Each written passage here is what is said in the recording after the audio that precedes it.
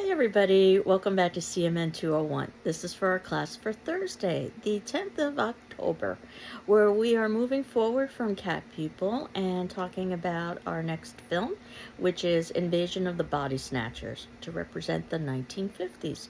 I also wanted to talk a little bit more about the upcoming final project and also clarify because I had a student question about the discussion forum responses. The discussion forum responses are not the journal responses, so those are two separate assignments. So you should be submitting in a discussion forum response, which is based on a specific prompt. And then you should also be submitting in a journal. And they're both due at the same time, 48 hours from when our class would normally meet. So that would be this upcoming Saturday. Your journal should be approximately a page long or so, but it can be as long or as short as you'd like it to be. And your journal should be your reflections about the film. So you can certainly reference some of what we have talked about in the discussion forum, but it should be an original response. And I evaluate the journals informally on a checkmark system, plus being excellent, check plus being very good, check being satisfactory. There also is a less than satisfactory and unsatisfactory, but most of the grades end up in that range. And I ask that you send me your journal to my email via PDF. That's how my grading program works best, so that I can return it back to you. So at this point in the semester, you should have done a journal for the cabinet of Dr. Caligari, and I would have returned it to you. So if you submitted in a journal and you haven't received it, let me know. And the same is true of Dracula, and finally, the same is true of Cat People. So where we are now is in our fourth film of the semester, which puts us into the 1950s. And as we are moving ahead, last class I had talked a little bit about the final project, which is due at the ending of the semester, but I encourage early submissions.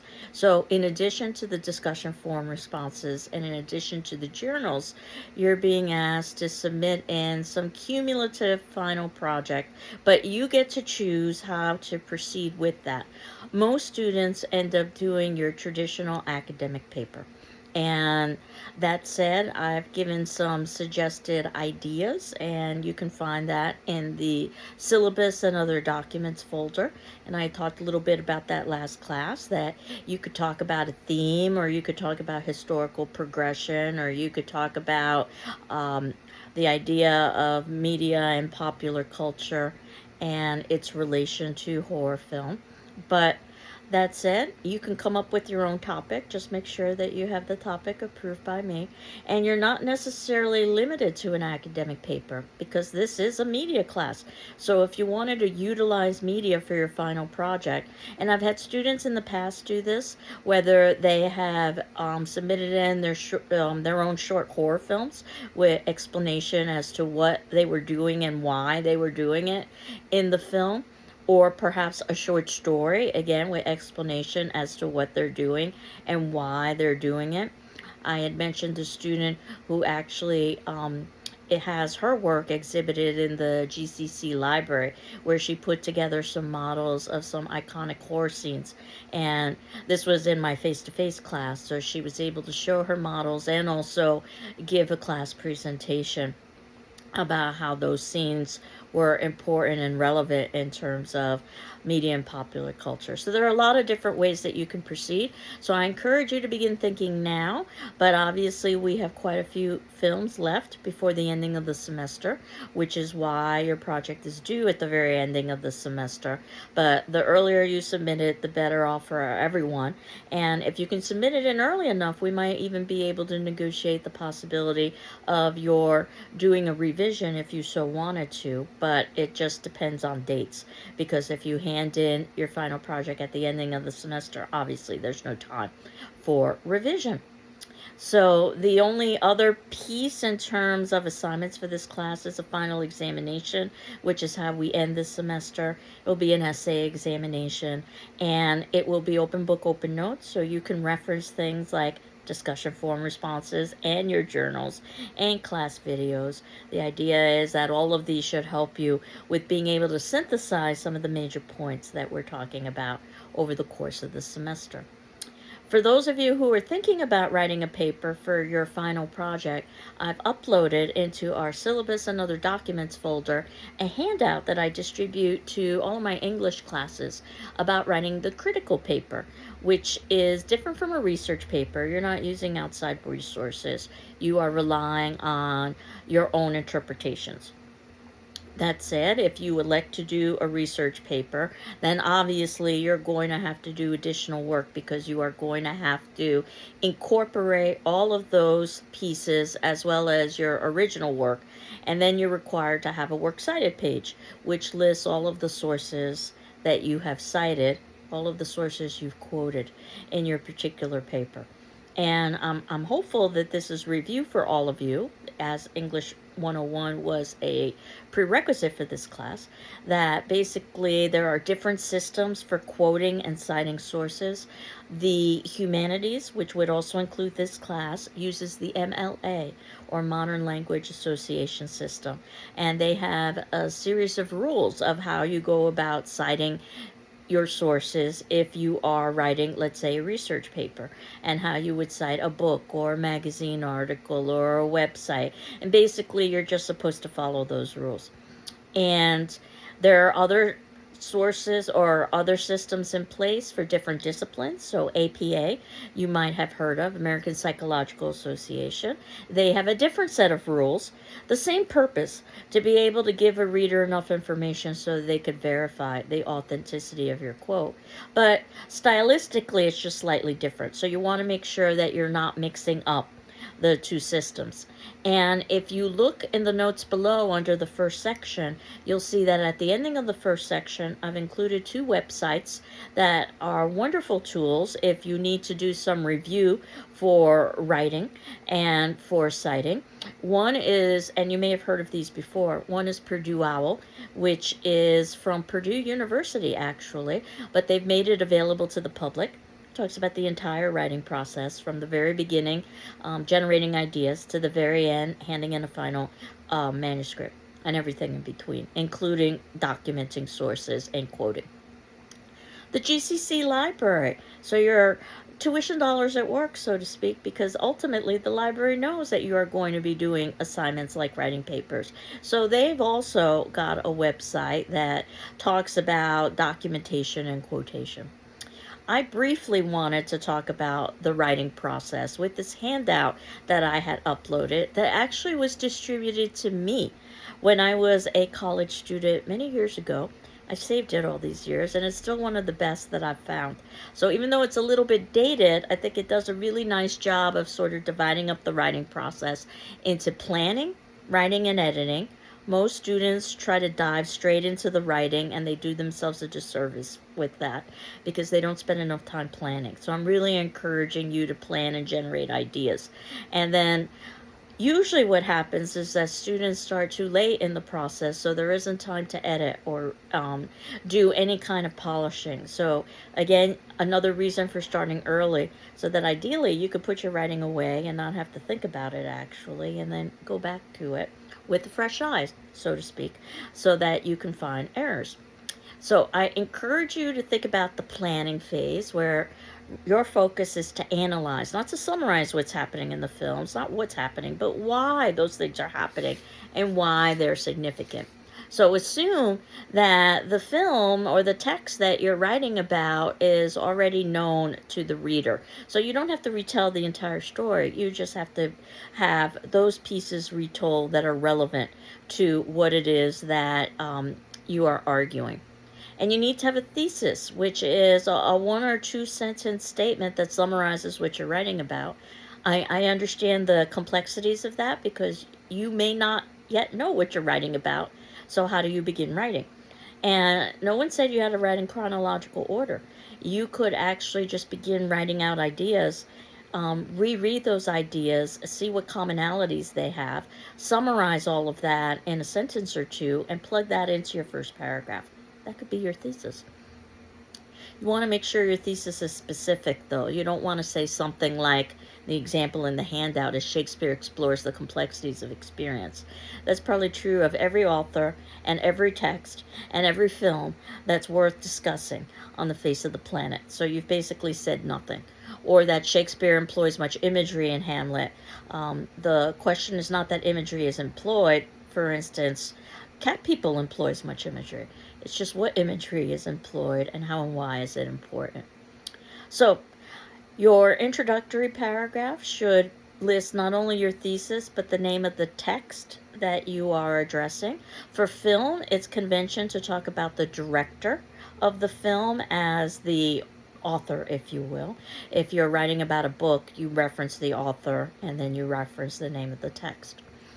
And certainly, if you are going to have an introductory paragraph that has that and has a thesis, then you've got to have some length to your introduction. All paragraphs need to be minimum 3 sentences because you need to have a beginning, a middle, and an end. But they probably are much longer than that. And well-written paragraphs, and not necessarily all paragraphs need to follow this rule, but a well-written paragraph will begin with a topic sentence, which is just the first sentence that summarizes what the paragraph is about. So that's a very good tip if you are looking to see if your paper is organized. Read the first sentences and see if they give you kind of outline. You can even try this with reading textbooks, though textbooks are notoriously poorly written. But read the first sentences, and in theory, if it's well written, you'll get yourself an outline. And you need to provide quotation, evidence from the text. Sometimes paraphrase in your own language, sometimes a quote, specifically word for word. Generally, it's a bad idea to end a paragraph in a quote because you usually comment on its relevance. Again, there are exceptions, but that's generally. And then when you get to your conclusion, you want to make sure that there's enough energy in there and enough time and effort to write a developed conclusion. So no 1 or 2 sentence paragraphs.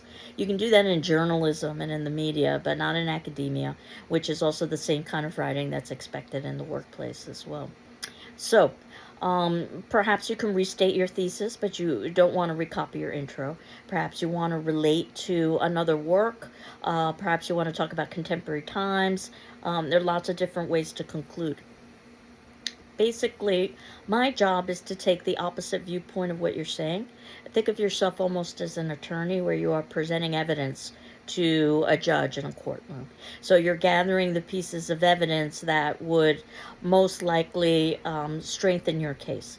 And a good lawyer can argue either position, guilty or innocent, defense or prosecution. So in theory, you should be able to write papers that actually contradict one another and have them be equally good. Understanding, of course, that sometimes the evidence is stronger on one side than another. But that ultimately, as long as you present your evidence so that it's possible, it doesn't even have to be probable, then you're fine. And again, using things like quotation and paraphrase is great evidence. And usually what we do is we use quotation marks and then at the ending of the quote, immediately follow with a parentheses. That's called parenthetical documentation in the MLA.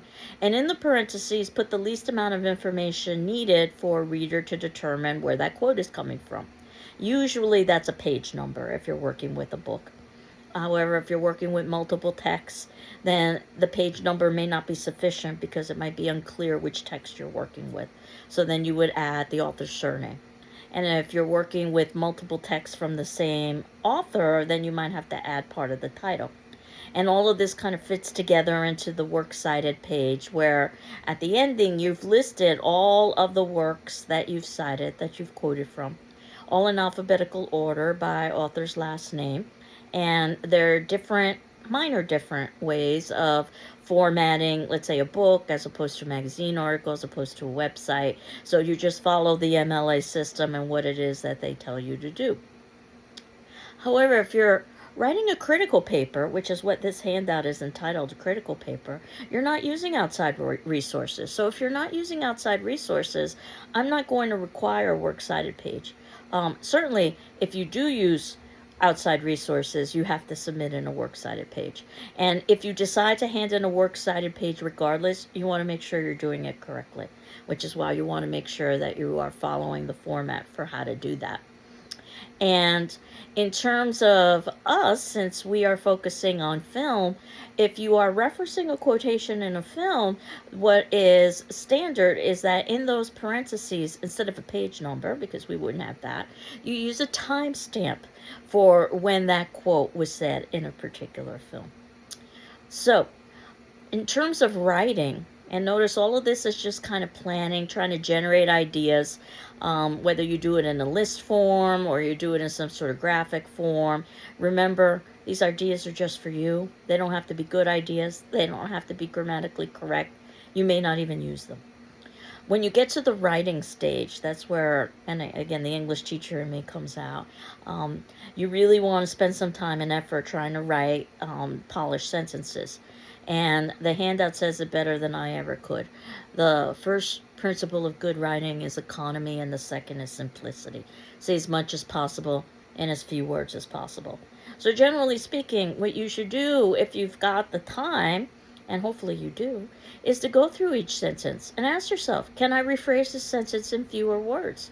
And if so, you should do that because that gives you a tighter piece of writing. And I know that some students are hesitant to do that, not only because it is time consuming, but also because it shortens the length of the paper, obviously. Better to have a paper that is shorter and well written than a paper that's longer and that just has a lot of unnecessary verbiage. So, again, I'm well aware this is not an English class, but I do want to make sure that you've got some general idea of the construction of how a paper should be written, where you are varying your sentence beginnings, especially if the sentences are appearing next to one another. So you don't want to have the same beginning over and over. And you are mixing long and short sentences as well, and you're avoiding cliches and trite expressions, overused expressions that are considered to not have any kind of originality because they're said over and over again. Interesting side note, many of these expressions were initially created by Shakespeare, so people are quoting Shakespeare all the time and don't even realize it. But better to use something that's original rather than saying something like dead as a doornail, for instance, or it's raining cats and dogs. And imagine if English was not your first language. Trying to explain what cats and dogs have to do with rain and why cats go before dogs.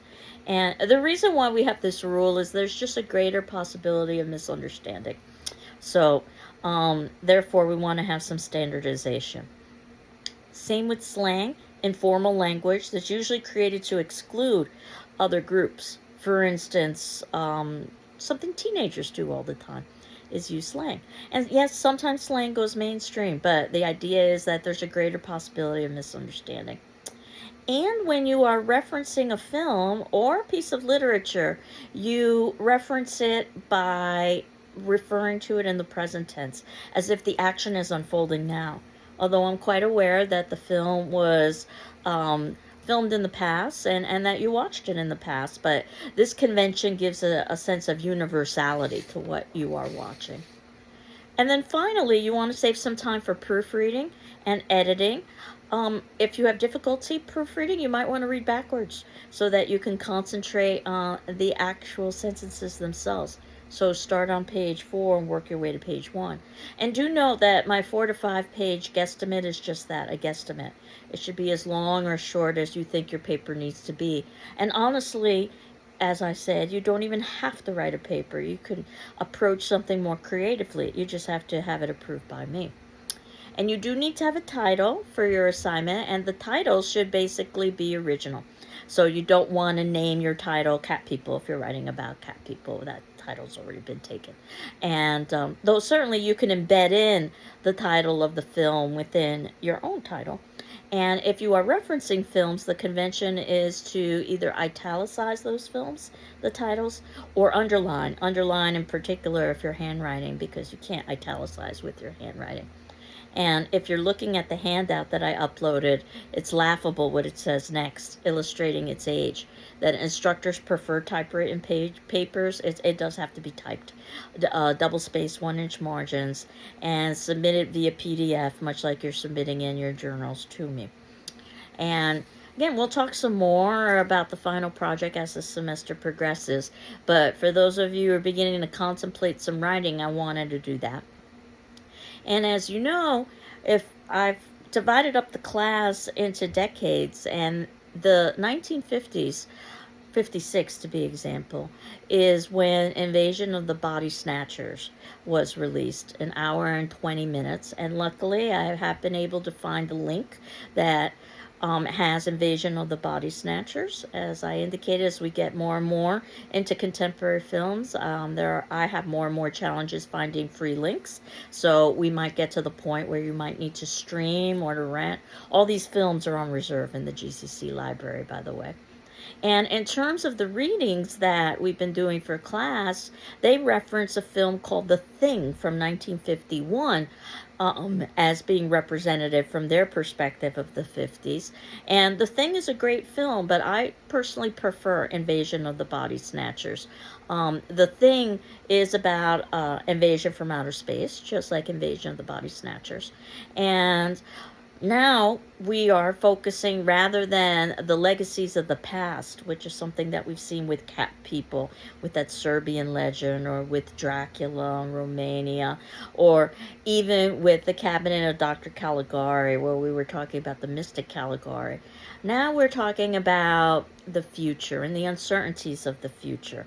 And this film, Invasion of the Body Snatchers, was based on a science fiction novel called The Body Snatchers. And many horror films actually have their origins in novel form. Certainly that's the case with Dracula. Some have argued that the distinction between horror and science fiction is that horror is the dread of knowing, while science fiction is the danger of a closed mind. I'm still not certain how I feel about that distinction. I do know that science fiction, in terms of distinctions in my mind, is something that's possible through scientific effort and discovery. We just might not have gotten to that point yet. As opposed to, let's say, supernatural horror, which is something which defies the natural order. But we know that horror oftentimes provides ambiguity. And while we didn't see necessarily ambiguity in the film Dracula, I can tell you that in the novel Dracula, there is ambiguity, which they address, that they really don't have any physical evidence outside of a lot of journal entries and newspaper clippings. But the film, of course, kind of simplified that. Cat People, notice that we get these glimpses, these shadowy glimpses of what could be this cat-like entity. But even in the ending of the film, we're not certain whether Irina has actually turned into a cat or not, whether this is just a symbol or a metaphor. And certainly sexual repression is a major element in the film, as is sexuality as a whole.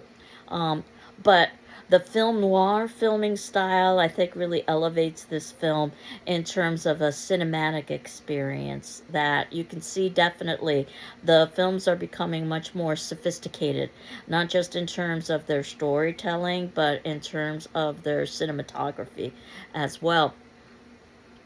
And in 1994, the National Film Registry from the Library of Congress, remember them? We've talked about them previously, identified Invasion of the Body Snatchers as culturally, historically, and aesthetically significant. So these are films that have been determined by horror film, or by film critics, I should say, to have importance, even though they're horror film. And we know that horror film oftentimes comes with some negative conceptions. It was a financially successful film, Invasion of the Body Snatchers. It had mixed reviews, and the 1950s was a time of anxiety, in particular because of the atom bomb, which could lead to the annihilation of all of civilization. So there's going to be now this sort of apocalyptic feel to the films, that this could be the ending of civilization in the way that we know it. These are the beginnings of the early Cold War. Again, the fear of a World War III and what that could mean. Fear of invasion and immigration, which has probably existed since the beginning of time. And we talked a little bit about this in films like Cat People and films like Dracula, and in fact, Dracula is almost a kind of reverse imperialism, and Cat People certainly presents Serena as the invading foreigner, as opposed to the good old Americano. Um, but I think that this is more clearly illustrated in the fear of not just aliens with immigration, but aliens from outer space. There was an incident in 1948 that you might have heard of in Roswell, New Mexico, where supposedly there was a flying saucer crash. And there was some evidence to show that. And again, it's somewhat under dispute now, but the idea that there could be an invasion of not just our fellow man, but there could be an invasion from another species, is at the forefront of something like The Thing, and also Invasion of the Body Snatchers. I particularly like Invasion of the Body Snatchers because I think it, from a symbolic perspective, it works very nicely as a political statement, a political allegory, because communism was also a major, major fear, and that communism would be the alien force that would overtake democracy in the United States. Do keep that in mind as you are watching, if you haven't already watched Invasion of the Body Snatchers. As you know, I always release the next week's film in a link to you so that you can watch early if you wanted to. The ideal being that you could manage 3 readings for each of, or 3 viewings for each of these films. The first just for plot, the second for analysis, and the third before you started to do some writing for something like a journal, let's say, or discussion forum, or certainly a final project. This was also the time of what you might have heard of called white flight or suburban flight, where the cities were basically being left by Caucasians, who feared the invasion of other individuals from different ethnicities and from different backgrounds. And they established communities in the suburbs. And this is also something that I think is important about Invasion of the Body Snatchers, is that it really shows us what that world of suburbia is like, and that there really isn't safety in suburbia. In fact, there have been some interesting analyses that have gone on that, the television and the home in suburbia sort of replaced the hearth, the campfire that we would sit around in our hunter-gatherer days. It became a kind of, if you will, electronic hearth. Um, do look for little messages in the film. For instance, the film takes place in a town called Santa Mira, California, and Mira means to look, and definitely I think this film is challenging us to look at the possibilities of multiple layers of invasion. Something as simple as a town common where we see a crossways that has the word stop very prominently displayed on the asphalt is again a message to us as viewers to stop and to pay attention to what's happening. The alien invasion occurs where people fall asleep. We talked about this a little bit with the cabinet. Dr. Caligari. Cesar is asleep. And that communism, or the other, is planting seeds. I use that language deliberately because in the film they're pods, against personal liberty, this kind of sense of dehumanization. And the idea of planting seeds and pod people, I mean, it might be a term you've heard before, pod people. It comes from Invasion of the Body Snatchers. And the original ending was pessimistic. It ended with basically, and now I'm going to give away some spoilers, so I don't know if you want to stop here or not, and then come back. This is minute 28:46. All right. So at the ending, it was with basically our major character, Miles Bennell, on a highway. And notice that Miles is taking the highway. He's trying to keep his individuality, yelling and screaming for help, and nobody stops. And we assume that, yes, those people on the road, some of them have been turned into aliens, but not all of them necessarily. So that goes to show how humanless humans are, whether they've been transformed or not. Test audiences thought that was a little bit too dark, so they changed the ending. So now there at least is the possibility of being saved, where we have Miles who's narrating a story. Doesn't this remind you a little bit of Caligari? And he basically has law enforcement finally convinced that this is indeed an alien invasion, and they're going to take steps to try to prevent it. We don't know what happens afterwards. Um, Gender, I think, is particularly interesting in many of these films, especially this one. Becky Driscoll, or Driscoll, I should say, who's wearing some rather revealing outfits as the film progresses, especially for the time periods of the 1950s. And I don't think that it's any mistake that she does die at the ending of the film. Again, spoiler alert. It's almost like those slasher films where it's the non-virginal female who ultimately is going to be dying first. Miles, who's dressed much more respectably, he does survive. Both Miles and Becky are divorcees, which would have raised eyebrows at the time period. And there is some rather flirtatious and suggestive language between them. Heck, even in Cat People, there are some suggestive elements. The idea that two strangers who've just met would would ultimately end up in an apartment at the time period, being invited by the female, no less, alone. So together, that too, in the Brownstorm, it's a rather bold move, even in today's day, to invite a stranger into your home after knowing them for just a few moments or minutes in this instance. Note too that one of the things that Arena was sketching was an image of a cat, just to sort of reinforce this idea of cat people with a sword through it. The sword could very much be seen as a kind of phallic symbol. Um, One of my favorite quotes in the film is when they're trying to speculate what exactly is going wrong, and one of the suggestions is that it's mass hysteria caused by worry of what's going on in the world. And I think that's quite relevant when you want to think about the 1950s and also the idea of maybe even today's world. Mass hysteria caused by worry of what's going on in the world. And again, the 50s had to grapple with the idea of complete annihilation in a way that previous societies hadn't and previous generations hadn't. Definitely, this film talks about what happens when there is a general dehumanization. The assumption is that this occurs in communism, where everyone is the same. There also is this sense of hysteria that you can't trust anybody.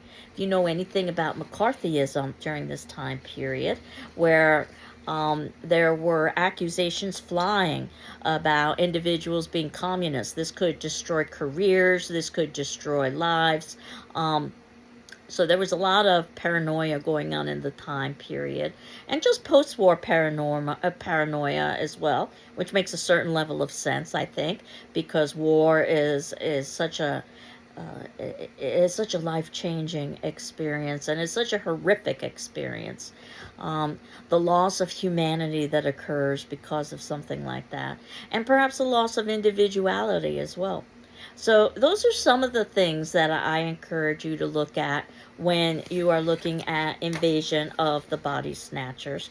And for our attendance question, this will be due Saturday the 12th. As you know, you're not required to respond to your peers, but you are required to read their responses and my responses in turn. Is what do you think is the main message in Invasion of the Body Snatchers, and why? And ultimately, there are multiple messages in this particular film. But that at least will give you a little bit to consider. Of course, this discussion forum response is separate from your journal, which should be about a page or so response of reflections on Invasion of the Body Snatchers. Certainly, you can reference things like previous films and what we've talked about in class, as well as what your peers have talked about in discussion forums as well. And next class gets us to a very iconic horror film, Psycho. And notice that we're still in black and white. It's going to take us until we get to the 1970s. This is actually quite a bit of time before we get into color. So, but at least at this point, I've been able to find a link for Psycho, which you can see in the section entitled next class. That's section 4 in the notes below. If you wanted to start it earlier, Psycho's a longer film, so I caution you about that. As we get closer and closer to Halloween, so this will definitely set the mood for the next several weeks. So again, your attendance form question, what do you think is the main message in Invasion of the Body Snatchers, and why? And if you need an extension, just let me know. I'll be happy to grant it to you. I hope you're doing well. I'm doing well, and we will continue on next class talking about Psycho. Bye-bye.